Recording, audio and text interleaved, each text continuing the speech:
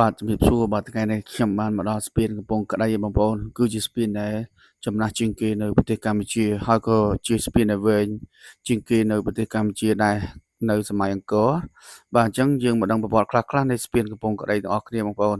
បាទស្ពានកំពង់ក្ដីហ្នឹងគឺបានកសាងឡើងដោយព្រះបាទជ័យវរ្ម័នទី7បងប្អូនណាបាទកសាងនៅរវាងសតវត្សទី12ហើយក្នុងការកសាងនេះគឺដើម្បីឧទ្ទិសថ្វាយដល់ព្រះពុទ្ធមហាយានបងប្អូនណាបាទបាទហើយស្ពាននេះដែរបងប្អូនបាទមានកម្ពស់ខ្ពស់ណាស់បងប្អូនបាទគឺកម្ពស់រហូតទៅដល់14ម៉ែត្របងប្អូនណាបាទកម្ពស់មួយខ្ញុំលើកដៃទៅលើនេះគឺពីក្រោមទៅលើគឺ14ម៉ែត្រតែម្ដងកម្ពស់បងប្អូនណាបាទហើយកន្លែងដែលខ្ញុំកំពុងទៅដើរនេះគេហៅថារុនត្រដេបងប្អូនរុនត្រដេគឺរុនដែលច្រកទឹកហូរប្រឡោះមួយហ្នឹងបងប្អូនណាគេហៅថារុនត្រដេបាទរុនត្រដេទាំងអស់ហ្នឹងគឺមានចំនួន21បងប្អូនណា21រុនត្រដេគឺរុនដែលទឹកដែលហូរនឹងច្រកទឹកហូរចេញហ្នឹងហើយសសរចំនួន20បងប្អូននេះបាទសសរត្រតម្រូលស្ពានហ្នឹងបាទគឺចំនួន20បាទរុនត្រដេហ្នឹងគឺបានរៀងលិចខ្លះដែរបងប្អូនដោយសារការហូរចាក់នៃដីនៅស្ទឹងជាក្រែងនឹងឯងបងប្អូន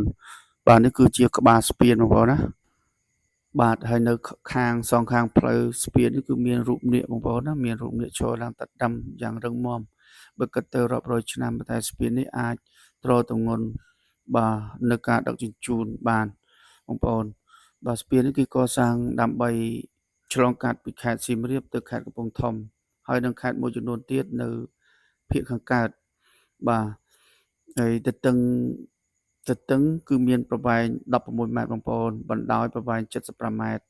បាទកម្ពស់គឺ14ម៉ែត្របងប្អូនណា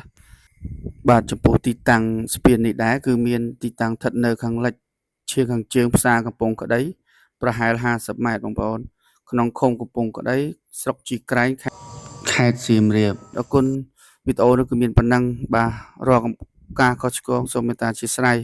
ហើយកុំភ្លេចជួយ follow page ខ្ញុំបាទម្នាក់មួយផងអរគុណបាយបាយជំរាបលា